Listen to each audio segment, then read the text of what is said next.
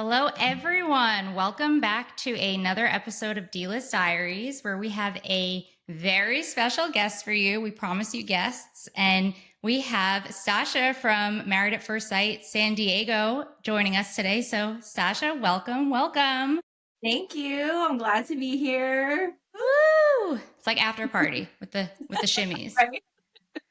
Did you guys have to Right. shimmy? Sasha, you have to shimmy with us. We had to shimmy, we had to dance, we had to do all the things. Yeah, I feel like they don't shimmy anymore. I'm watching it. I'm like, where's the shoulder action, you know? Yeah, it's a completely different setup now. Well, we'll have to get into that. Yeah, okay. Well, sorry, I jump ahead a million different ways, but welcome to D-List Diaries. Welcome. It's just Kirsten and I here today because Gina is spending some well-deserved time with her family, but we're so grateful to have you filling in. So, yay. I know we met briefly when we were filming an after party for our season, which was so fun.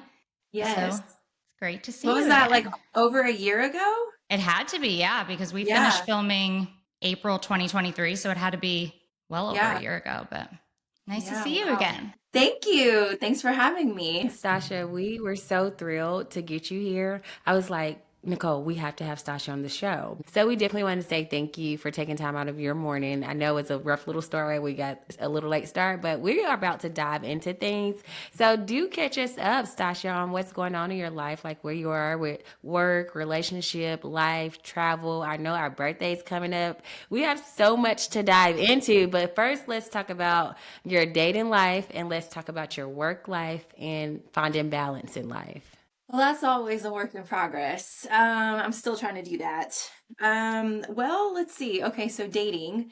At first, I wasn't interested in trying to date anybody after my divorce. I kind of took some time off and then slowly got into the dating world, and I got turned off so quickly. I was like, this cannot be real. Like, this is why I even got married at first sight, because I don't want to do this dating. Yeah. But I've gotten back out there. I've gone on a lot of dates, actually. Ooh. So I'm currently talking to a few people, just trying to fill things out.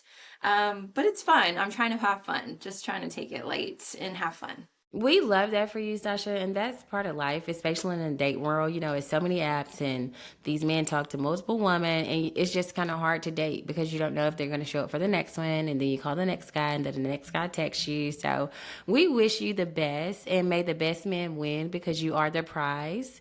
I just want to say Right? Period. Nicole, I mean, that's why you have to just clock keep your it. options So this is open. me and Nicole's new thing. It's called Clock It because I said you're the prize. Period.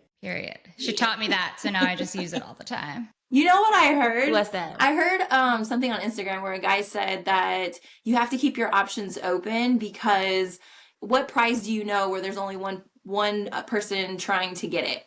It's usually like multiple people trying to compete for a prize, right? Not just one person. Yeah, it's like the little games at the arcades where they have the little arms that come down, and it's like all the teddy bears. And sometimes you get a teddy bear, and sometimes you don't. But it's like 50 teddy bears inside the machine. I'm not the best at trying to date multiple people at the same time because I feel like it's just too much work and I don't have that much time.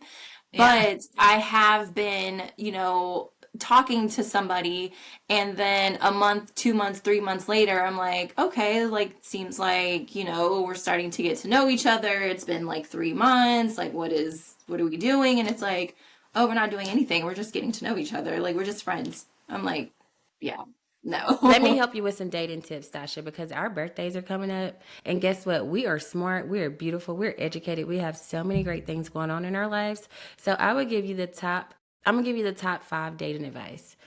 Ooh, 5. 5, because I Five. want us to stay on track. So this is the top 5 dating advice. It's for you, Stasha, and for me because I don't have a ring yet. So dating advice for you and I, because I'm dating too. And like you said, we should not put our eggs in one basket. That's rule number 1. Rule number 2, you have to decide on how long you want the get to know phase to last. Do you want it to last for 3 months? And I only say rule number 3 is date only 2 to 3 guys because you can have a balance. I really say keep it at 2. And so when you start to see red flags, rule number 4, when you start to see red flags, then you know. And you also have to have meaningful conversations. Rule number 5.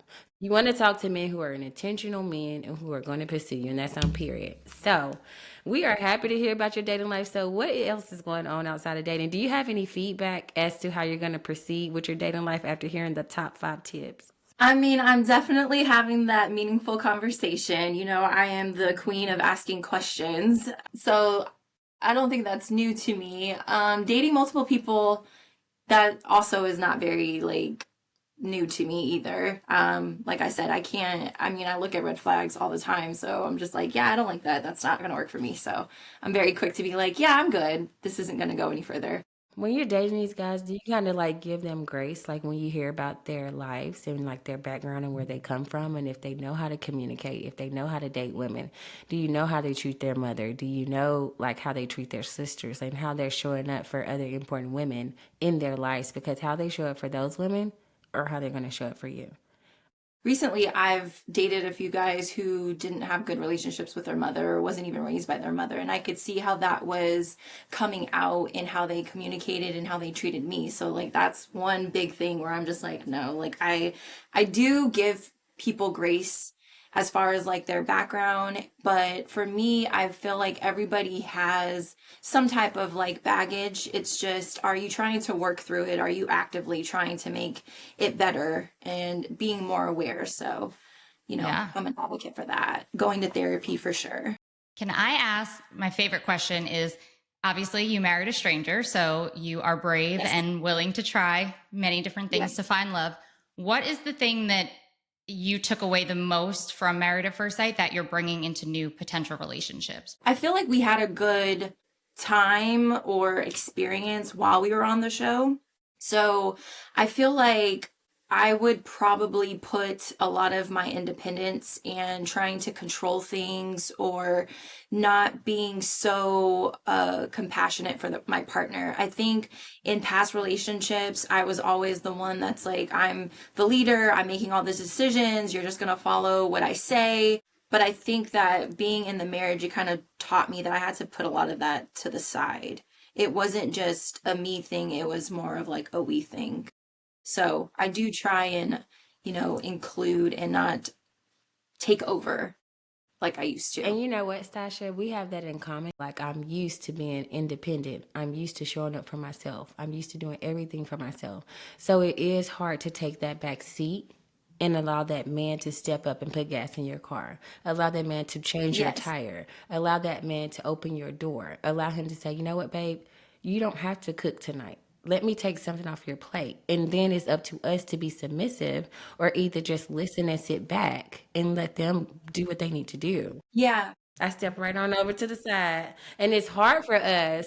Yeah, that's a good point. You know what I started to do was when they would try and do something nice for me or do something for me, I'd be like, "Oh, that's all you can do. I can do better. Look what I can do for myself." And like basically almost like emasculate them. Like I was basically not appreciative of like the little things that they were doing and like saying like basically that was nothing. Like look what I could do for myself. I can outdo you. Mm-hmm. So it was like, what's the point? What's the point of me even doing anything for you? You're gonna just do whatever for yourself. But I will weigh in on that too because I'm the same way. I can take myself to Italy. I'm coming out to LA. I can buy myself flights. I can buy myself designer bags. I can buy myself designer shoes.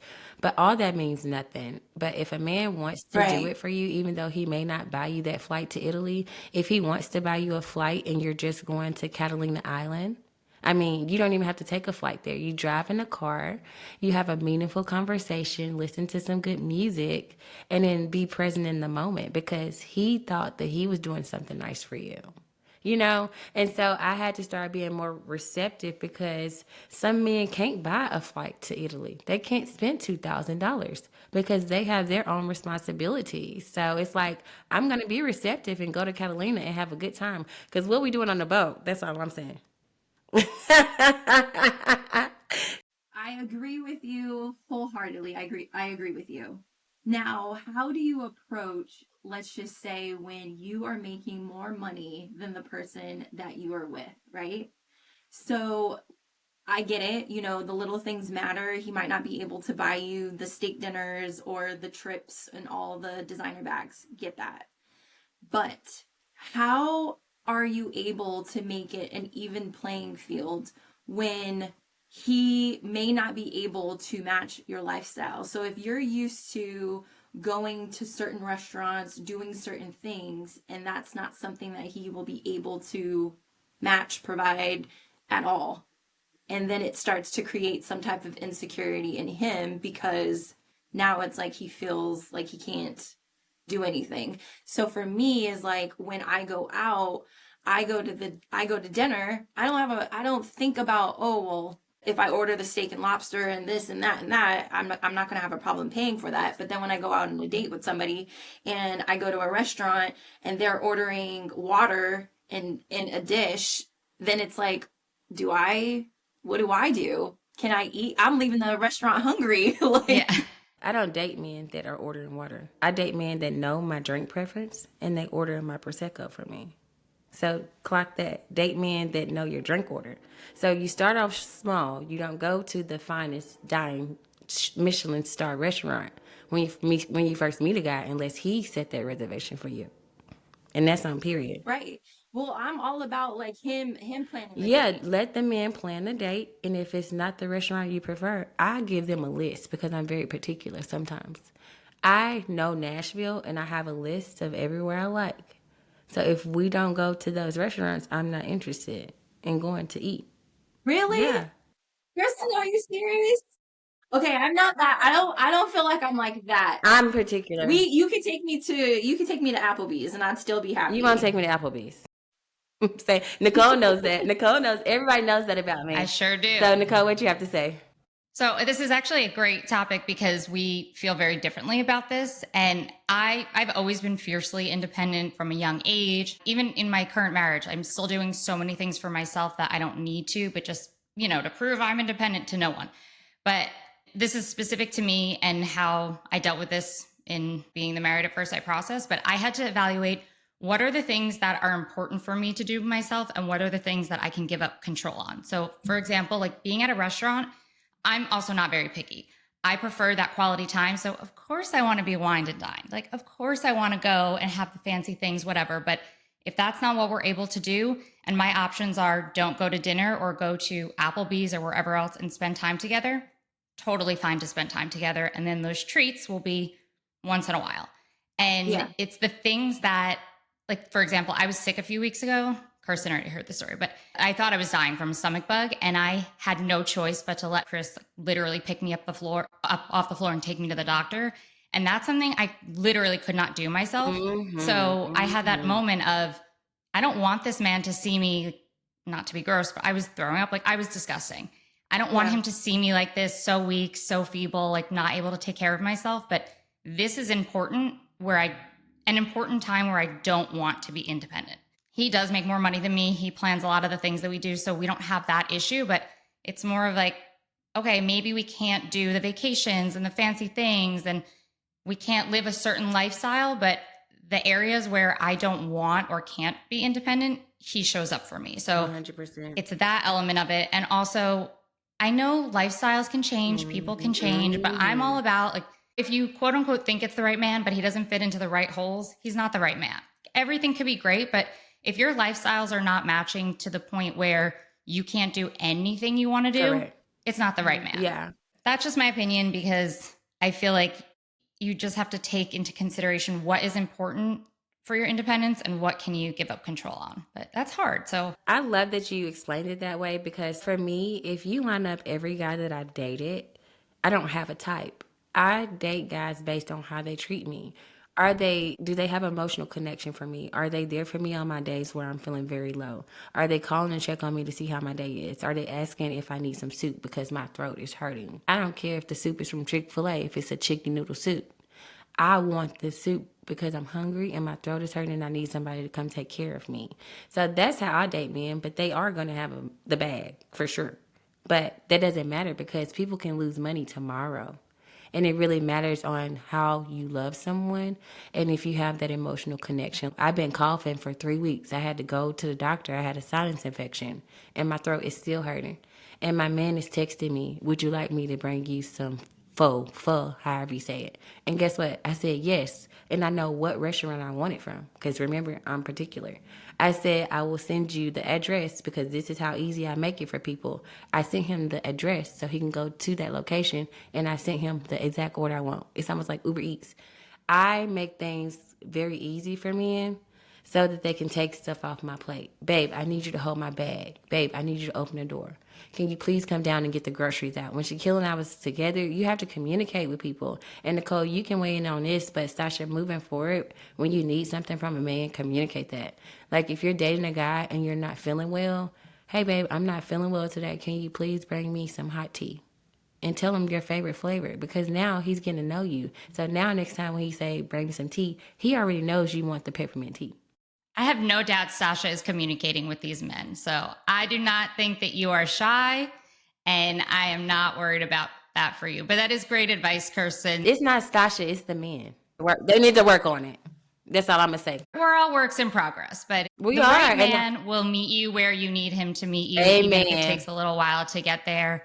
No one will ever be perfectly compatible. It's just about deciding what's important and what, like, where's the soup from? Who cares? In 20 years, you're not going to care where the soup's from. No, you will, because I will, because I want the kind of soup that I want. And if my soup changes, and if I want pho and I want the pork portion, I want that because that's what I want. I don't want him to get a random soup and then I don't eat it because I don't like it. It matters because you don't even have to tell a man what you want anymore. They go and they get exactly what you like. That's all I'm saying. But we're going to move on from that because we know Stacia, man, her man is coming because he's listening and he's taking notes. So you send this podcast, Stacia, to every man that you are dating right now, and you let them know that y'all hear what Kirsten said because we moving accordingly. What do you think, Stacia? What do you think? What are we doing? I feel like your love language is like acts of service or something. Yes, it is. That's my top. That's my top one. I could tell.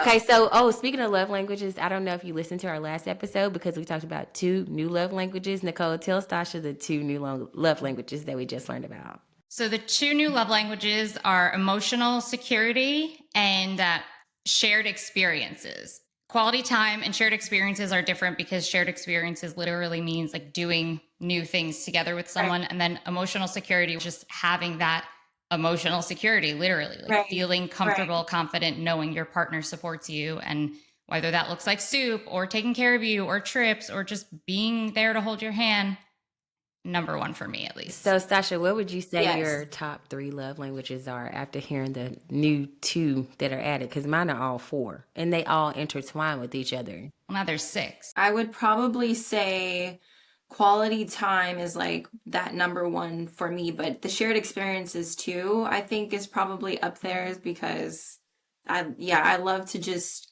experience new things than to buy things. So doing that with a partner, I think would be amazing. And then the emotional security. So that would probably be 3. And then words of affirmation would be 4. I say those are amazing. So your next man knows what to do. And you also have to share with him your top 4 love languages. So that's something y'all can talk about. Absolutely. That's first date conversation. First date, yes. Absolutely. I'm definitely looking for somebody who can give me all the things that I can't buy. I don't really care about the money stuff. I got enough for both of us. I want the things that I can't buy with the money. So, and that's what I was going to say too. Like at the end of the day, when you asked how do you date a guy who doesn't make as much money, it doesn't matter because you already got it. It's about the shared experiences and it's about how he's treating you. And if they're insecure, that's a them issue, not a you issue. That's what I was just about to say. It's the insecurity in which that comes out when they're with me, you know? That's the thing. Well, I'm sorry to hear that, and I hope you find a very secure man. But speaking of men, I don't know if you had a chance to watch the last episode of Married at First Sight, Chicago 18. I did. I definitely did, and it's crazy that you asked me to be on this episode because I actually did the after party, so I was able to talk to the cast. And I'm dying to hear about this because I'll speak for Kirsten too because I know she feels the same. Don't you speak for me, Nicole? You can't speak for me anymore. I'm speaking for you. I know exactly what you're going to say, that you like this season, but we really like it. And we definitely want to get into the couples. But before we do that, I just want to ask, because it's been so top of mind recently, In terms of the experts, I personally feel just by watching it that the experts are way more involved in a positive way. And I know Yeah. you were the season before us, but do you feel like the experts are more involved in doing a better job? And that's why this season is better in terms of like conversations and emotional maturity? Or am I just pulling things out of a hat? I definitely think that the experts are more involved. I can't say that that's why this season is better. I think that they just did a good job with editing. Yeah. And just it's just drama filled. That's all. That's all. That's just what it is. It's just drama filled. I can honestly say that like I actually am very invested in this season. I haven't been in the past because I felt like every time I would watch it, it would like trigger all my emotions of like me being on the show. Mm-hmm. So this one, I'm like actually entertained. It's not my marriage. I can actually see like I'm thoroughly like involved in their stories. I love that you're involved and invested because Nicole, I don't like this episode. I mean, this Married at First Sight Chicago season 18. I You love, don't like it? no, I love it. Oh. I love, I only spoke for you because I knew you were going to say you liked that's it. why I was like, oh, you can't speak for me. I love this season for the simple fact that everybody's mature. Mature enough. Okay, they're mature Yeah. enough. They're all working and communicating with each other to let each other know how they feel. And they're navigating those difficult conversations because on previous episodes and seasons, you didn't see that. So I love that they're all like 30 and up. And I think that it shows between Yeah. the age difference, it shows between the producers that they have because that also weighs in on it. Because when we're in those rooms with them, that can cause friction or it can calm us down. And so it just depends on who you have there helping you. And so I'm just Right. happy, and I feel like Thomas and Camille are my favorite, and I love them so much. And if they're Yes. listening, I hope Yes, that I they do stay like them. together, and I hope they have a baby, and I want to be the baby's auntie. We call them Tamil. I don't know. I feel like the success of the show is based off of like the husbands and like how Mm-hmm. I think dedicated they are to like the process and wanting to be married. I feel Mm-hmm. like if they're a little bit younger and they're not too sure or don't really know or prepared themselves to be a husband, I think that that's when stuff starts to like blow up. But I feel like this go around, the husbands are actually like, I want to be a husband. They're a little bit older. Mm-hmm. So I think that that also plays a part in that. Yeah, I agree 100% because a man has to be ready to pursue a woman and a woman has to be ready to, you both have to be ready to be in the marriage. And Nicole can tell you that because Nicole, you can weigh in about how you and Chris started in y'all's marriage and how y'all are still together, what, 2 years later? 2.5. It's Yeah. going on 3. Woo, woo. Thank Congratulations. you. I love to see a success story like from the show. Like You there's a and me couple both. that made Everybody give it. it up for Chris and Nicole. Woo! Well, first, Sasha, did you watch your own season? I did. I did watch my own season. Like I said, I think that we had a good like experience. We lasted 8 months, so Oh, we still wow. stayed married. Yeah, we were still married for 6 months after the show. Are y'all still hmm cordial right now? Like, do you and him still talk? No, we don't speak. No. After I filed for divorce, he completely stopped communicating with me. Okay, I understand that because he had his boundary. His loss. Well, yeah, his loss, Yeah. and everybody has their boundaries, and if it doesn't work out, that's okay. But we do wish Yeah, the that's both of okay. y'all the best because when I see people come through this show and I get invested, I don't think I watched y'all season. I didn't even watch my season. I stopped watching ours at episode That's 7. why I asked. I know, I clocked it. But yeah, so I didn't watch our season, like you said, because it is very triggering, and I don't like to feel those emotions come back to me because it's still very recent. And like Shaquille and I, we're still very cordial. Like he's in a whole nother relationship I'm dating, but like we still know how to have our boundaries and go on about our day. I do love Thomas and Camille. They're my favorite couple. And I thought that, who was our other girl that we thought that was going to make it? Michelle?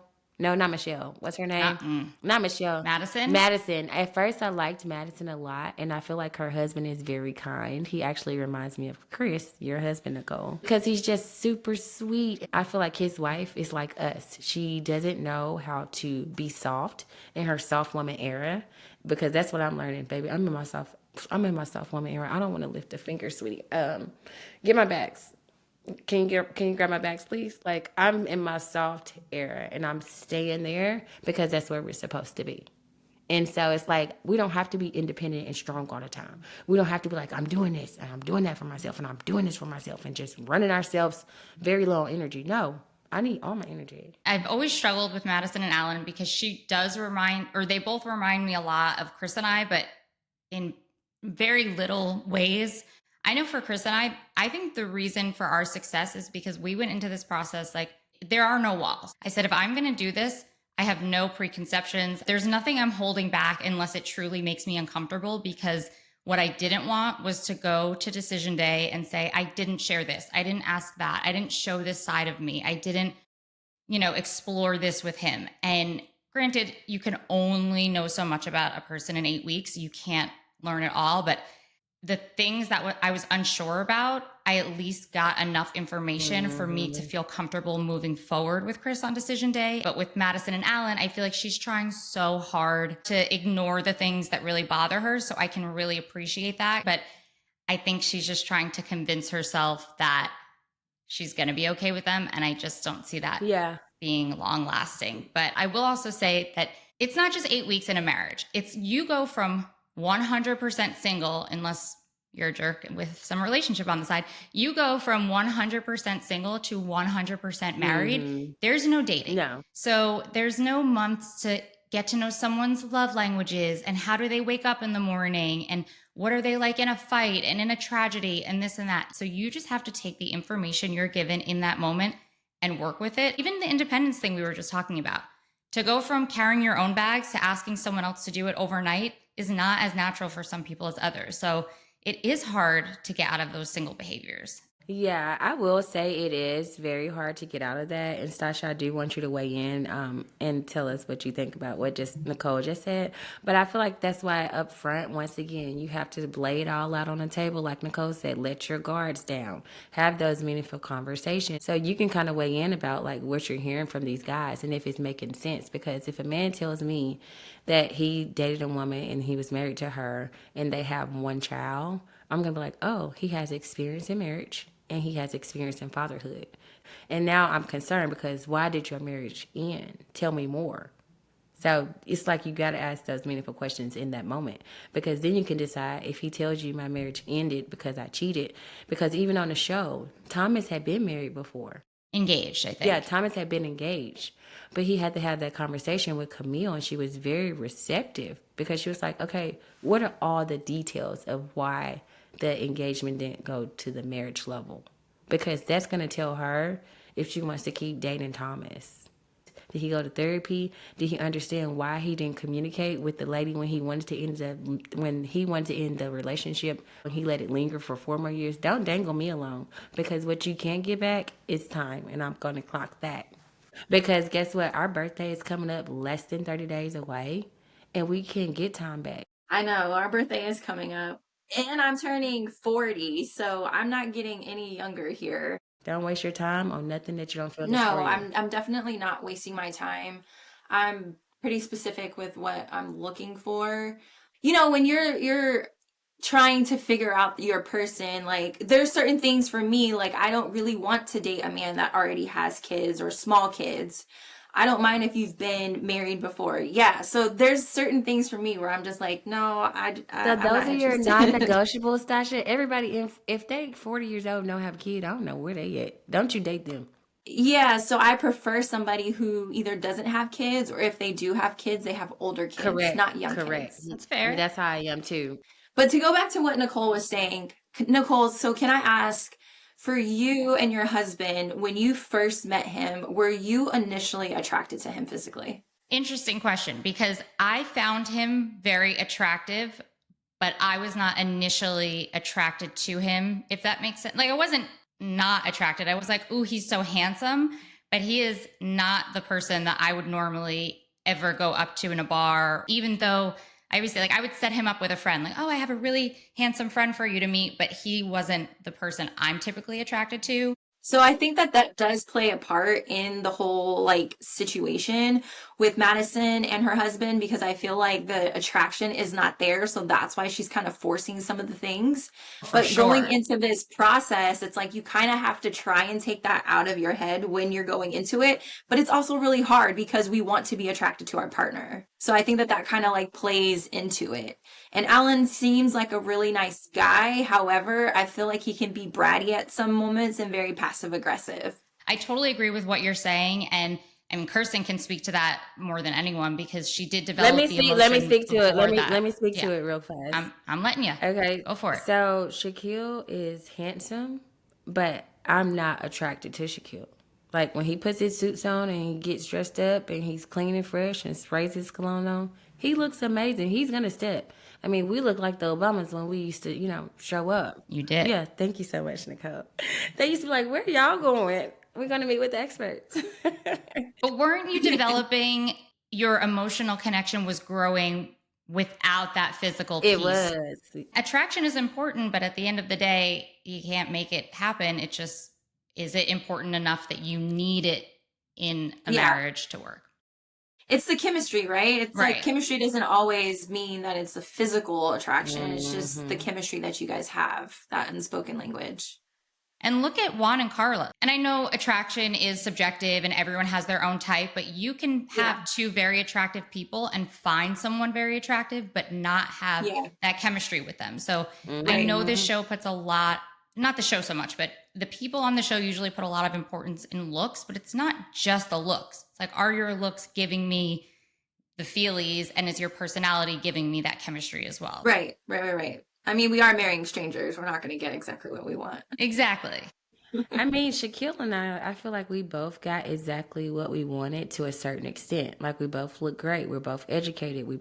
When we look presentable when we come out, we're both well spoken. We know how to network. Like we both have great careers. Like we're the same person. But it just really depends on what you're attracted to. So for me, I am attracted to educated men. I am attracted to men who make a great salary. I am attracted to men who treat me well. I am attracted to men who has that emotional connection. And sometimes they may not always be the most handsome man because I date men based on how they treat me, number one. And that's the first one. If they don't talk to me right, I don't talk to them because that doesn't work for me. I will say when and Ikichi, when he described her as Akechi? Ikechi, yeah, when he described that Yeah. black woman as aggressive, as mad as she was, I was at home on fire. Because sometimes when I see those two, I get triggered. It reminds me of me and Shaquille. But Shaquille would never call me aggressive. He said some things about me, but he knew how to describe me in a certain way to where if I go back and watch the show, I'd be like, he said what? Because he know once these lashes get to going up, I mean business. Nicole knows too. When he's more respectful. I say that both of them are respectful, but sometimes they can misinterpret on how to describe a black woman. And you have to be very careful because to me, when I hear that I'm aggressive, I don't want to be described as aggressive because I don't want to be. But sometimes black women, we are because we're independent, because we're strong, because we're used to doing things on our own. But instead of like, she is a whole nurse practitioner with her own business. So yes, she's aggressive. She's a boss chick. When you're a boss, you have to be aggressive because you need to get stuff done. Because I get aggressive sometimes. You hear I just snap my finger, that means I need it done. And you can relate to that, Stasha. You flip houses, you crawling out of windows. I stay watching your stories. I'm like, she is laying some tile in that floor. Like, we are strong. Like, we know how to do things. We're hands on. Like, she's a strong, black, successful woman. So to hear somebody describe her as aggressive, we can be, but we don't want to be and don't ever describe us like that. I mean, Stasha, what do you think when he described her as aggressive? Definitely, it was probably the wrong choice of words. We don't want to be described as being aggressive. I know just for me and the industries that I'm in, you don't see a lot of black women doing the things that I do. I still work corporate, and sometimes I have partners who listen to me and they're like, why are you so aggressive in your tone? And it's like, I'm not aggressive in my tone. I'm talking very assertive and I'm talking very confident. But if I was a white man talking the way that I was talking, would I still be aggressive? Correct. And that shuts them up very Correct. quickly. But also, too, I think it was just the wrong choice of words in that moment. Mm-hmm. And when I was on the show talking to him, he made it very clear that he does not feel like all Black women are aggressive. Yes, it was probably the wrong choice of word. Okay. But however, when we actually started talking about why did he describe her as aggressive? The reason why he described her as aggressive was because they were having private conversation. She was asking questions, and the questions, I don't know if he didn't want to answer or if they were questions that she didn't feel comfortable asking. She then went around and had her friends ask him the questions. So it kind of felt like an attack. Mm-hmm. It did.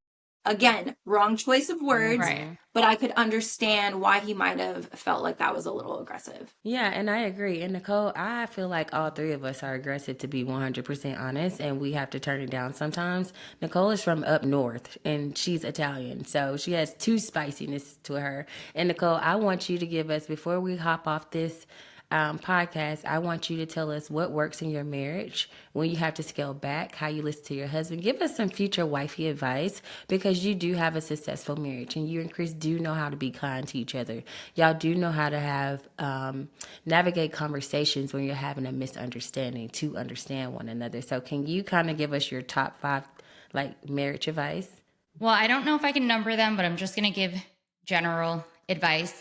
So there's a huge difference between aggressive and assertive. And I think I am very assertive, and I can be aggressive. all Like, are. I'm not going to say that there aren't times where I take it too far, but in general, I'm assertive. I know what I want. I say what I want. I mean what I say.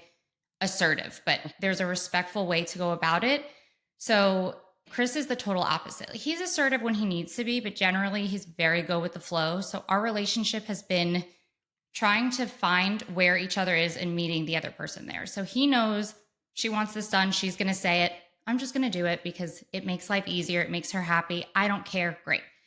But in terms of actual advice, and this took us quite a bit. I mean, we recently, as of last week, had this, it's not a fight, but more of a miscommunication where I say things assertively. This is what I mean. This is how I feel. And he takes them defensively because he's not used to someone being assertive.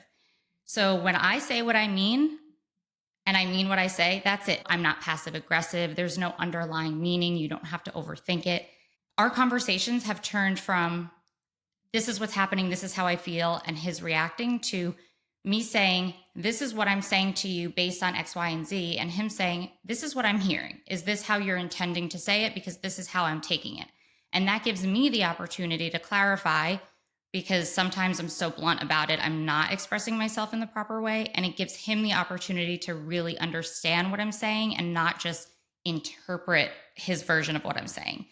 So it's a very roundabout way of just saying to openly communicate, but it's more about understanding that we don't communicate the same way. We likely never will, but understanding how the other person does communicate and what can we do to make sure we're having those productive conversations, because I'm never going to change. Right. I mean, Kirsten, I think in the past week, I've done it to her 3 times. Like, I'll say things off the cuff, not thinking anything of it. And I don't realize that they're maybe hurting someone's feelings or coming off a way I don't intend them. And if someone doesn't say, hey, this is how I just heard what you said to me, I don't have the opportunity to explain myself. So on this TV show, I think they said the word is ouch. So that's like the code word. So if you say something to me and I'm like, Nicole, ouch, that means you know it hurts me. So that's a code word. You get what I'm saying? I would just say it. I would say, hey, I know you didn't mean it to be rude or upsetting, but that actually hurt my feelings. And then that's it. Yeah. You drop it. It doesn't have to be a big deal, but you can't work on things that you don't know are a problem. A lot of people have problems that they can't work through because they don't express it and they want the other person to be a mind reader. Absolutely. Like in business, I'm very assertive. There is no gray area with me. It is what it is. That's how I want it done. I think for when I'm in a relationship, though, I used to be like that and I try not to be like that. I think that with my partner, I need to be a little bit more softer. However, I don't want things to get lost in me making something a little bit sweeter. I don't want the message to get lost or what my point is. However, I think that if I'm trying to understand my partner and the way that they communicate, I need to kind of be able to talk their language, because if we're both talking different languages, but we're still communicating our sides, we still will take defense, I think. to certain things. So I think it's just trying to talk the language of your partner and not being so assertive with them where the message doesn't get lost. But yes, I agree. There are times, most times, where I'm just going to say what it is because it is what it is. Yeah, it Right. is what it is, and it's not about what you're saying, it's how you're saying it, the tone, and when you're saying it, Right. and the timing. Right. It's your tone. And it's like you just have to be very mindful when you're having those conversations to also speak respectively to each other, because I feel like sometimes conversations can get very disrespectful. And it's like, I'm not trying to be disrespectful, but I want you to understand what I think and what I feel and how you made me feel when you did X, Y, and Z. So before we hop off of here, I want to know what your goals are, Stacia, for 2025. Just give us your top three or your number one. And same for you, Nicole. Give us your number one goal for next year, something you want to focus on.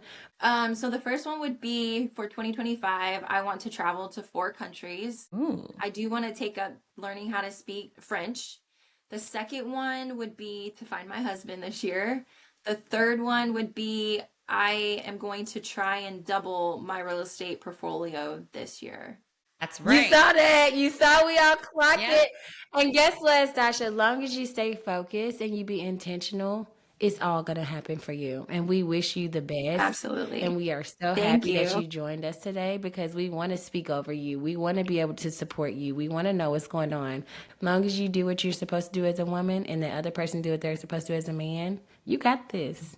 You got You this. got Yes, this. thank you. Yes, Thank you. it's happening in 2025, honey. Mm-hmm. Yes. Clocking it. Rock it. Nicole, what's your 2025 goals? My biggest goal is to make my time as valuable to everyone else as I know it is, because that is the one area where I'm not assertive. I am too flexible, and my time is money. So I am going to be basically charging people without actually collecting money. That if you want something from me and you take up my time, that is more valuable than I make it. And I have a family now. I can't be just willy-nilly flexible for everyone and everything. And we're making this podcast profitable. We're making it a huge thing, period. So that time is valuable, and I'm going to stand on that. So Oh, putting it out Nicole there. said she's standing on business in 2025. She's standing on business. That's 10 right. toes down, Nicole. What kind of shoes you wearing while you standing on business? You got to let the people know.